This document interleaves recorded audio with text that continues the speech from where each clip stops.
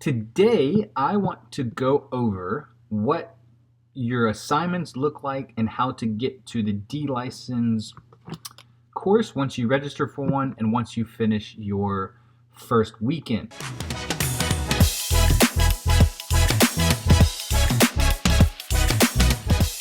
So when you first sign up, this will be this is your home page as I discussed in the navigation video. You're going to go to your courses.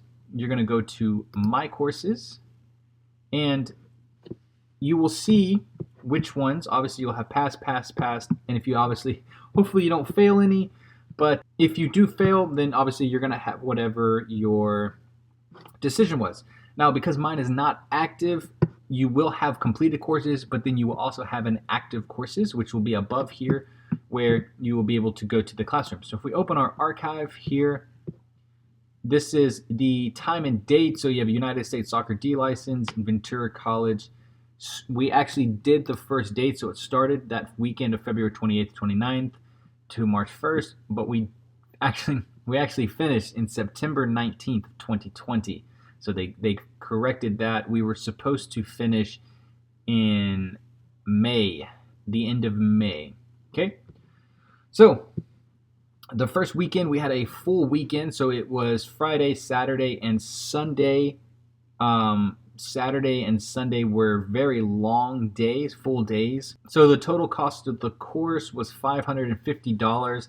I had a $65 discount fee because I am a member of Cal South, so mine ended up being $495, I believe, something along that.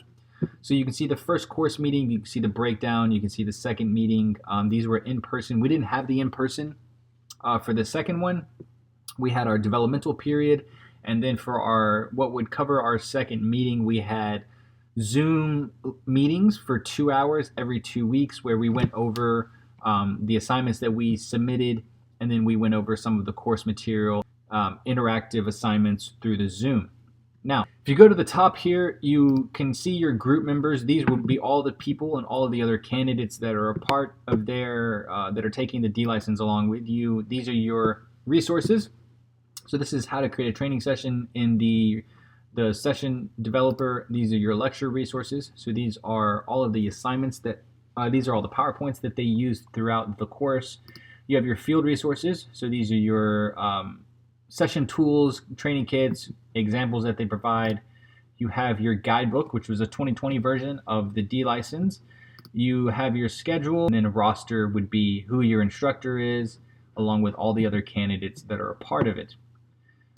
Your library these are all the sources and training sessions that you've created. So you have your training exercises, training sessions, calendars, videos, and files. These are all files that you can upload to the instructors if they need you to. Communication tab. This is where you have a big group discussion to all your candidates, online candidates, your groups only, and then individuals. You have your evaluations. So this is your performance wheel, personal development plan. These are all of your evaluations that you must submit. These are your safe sport, introductions to safe and healthy parent meetings. These are all of your assignments, and obviously it's going to tell you whether or not you passed. So moving on to our assignments. This is how it breaks it down for you. You have your compliance. So these are requirements that they need in order for you to even take the D license and in order for you to finish. Moving down, you have all of your courses. So you have 1.1, 1.2, all the way to 6.1. Now, the way they break it down on the D license is you have the 6 tasks of a coach.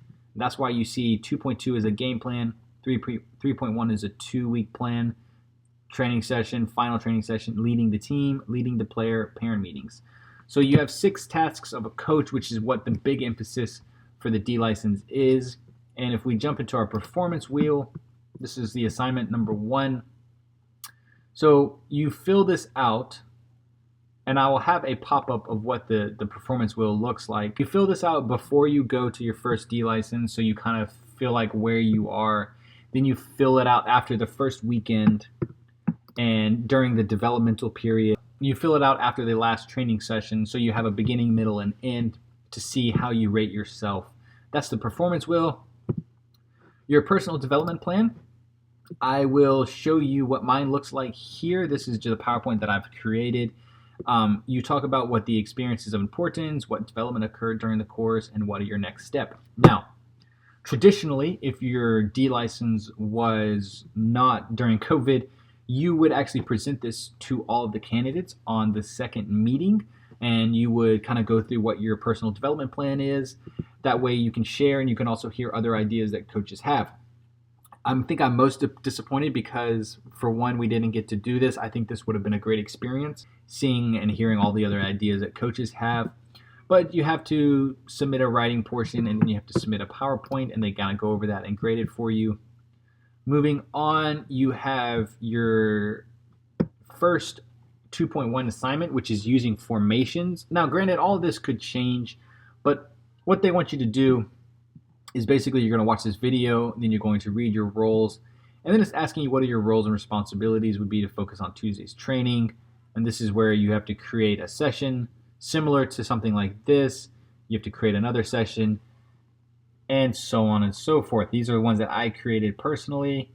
Then you have to create Thursday's practice. And the interesting thing about all of these assignments is at the bottom, traditionally, if your course was not during COVID, at the bottom you would have a reflection part where what they want you to do is they want you to create all of these session plans using formations, your training sessions and everything. And they want you to go back to your team and they want you to carry these out to see how they work. And the interesting thing was, because of COVID, a lot of us, almost all of us, didn't have any teams that we could go coach for. So we had to reflect on what we think would have worked, what we think would not have worked, and what are some of the things that we think we would do differently. But it was all hypothetical because obviously we weren't really coaching. The 2-week plan, this is something where they're slowly introducing you. I will have mine popped up right here where you can see it. Now, the idea behind the 2-week plan is they want you to get into the routine of creating a block system wherein you're moving into your C license. You will need to do more planning for the future and for your teams.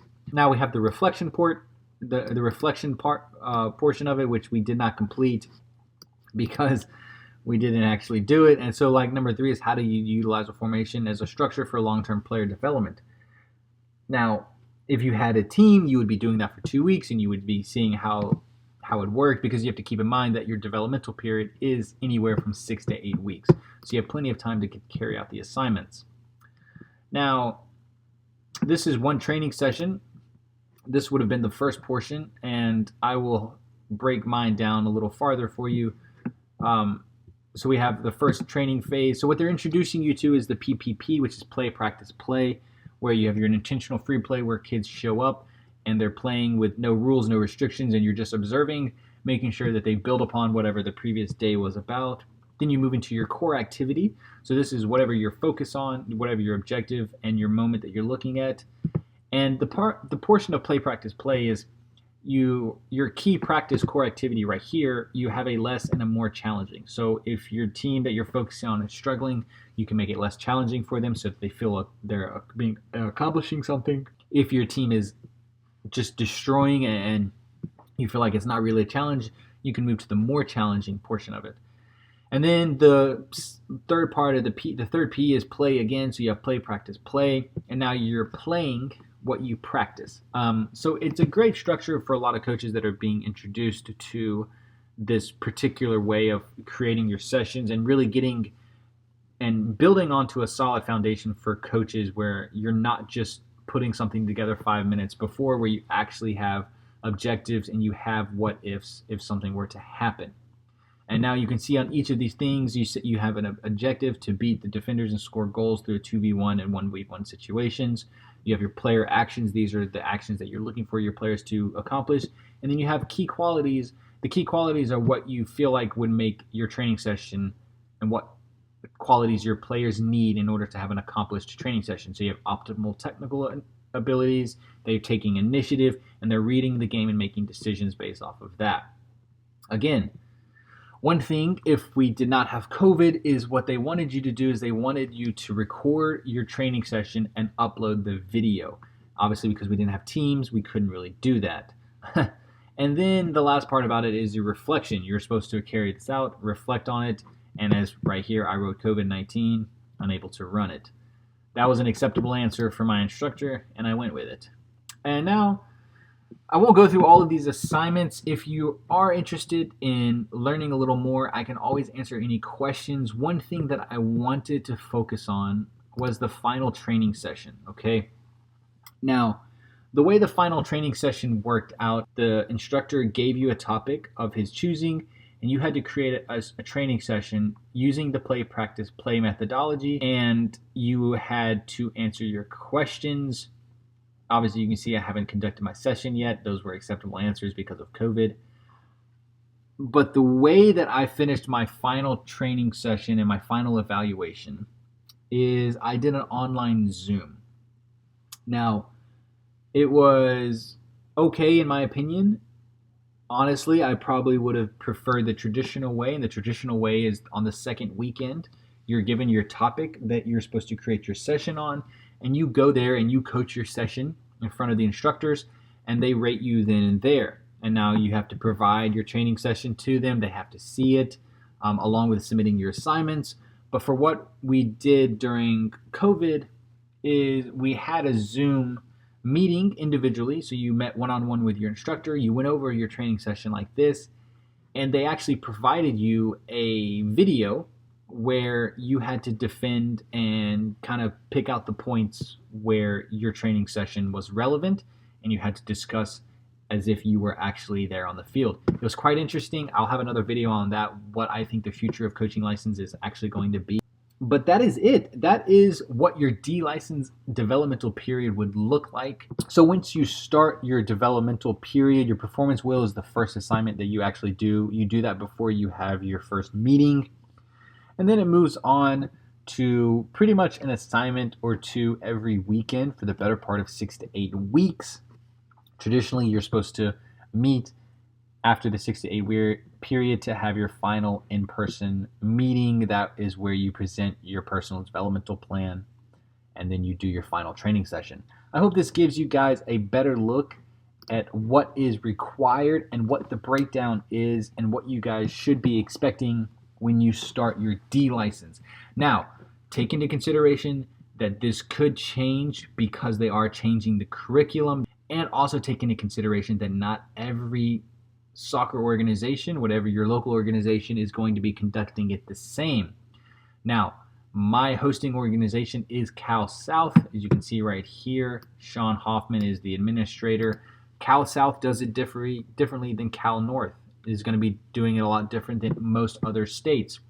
So the way you submit your assignments will be the same. You're going to be using the United States Soccer Learning Center.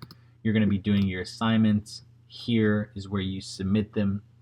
But again, how your instructors teach it and how your course instructors deliver the material will be entirely different. If you enjoyed the video, if you do have any questions, please do not hesitate to ask me. I will love to answer any questions and provide any kind of feedback. If you're interested in learning about a particular assignment, I would be more than happy to share those with you and provide any kind of feedback that you may use. Now, have a wonderful day. I hope you do get onto the D license. It is a great license to start off with, and it's going to be a great introduction to coaching methodology. I hope you guys have a wonderful day, and I will see you in the next video.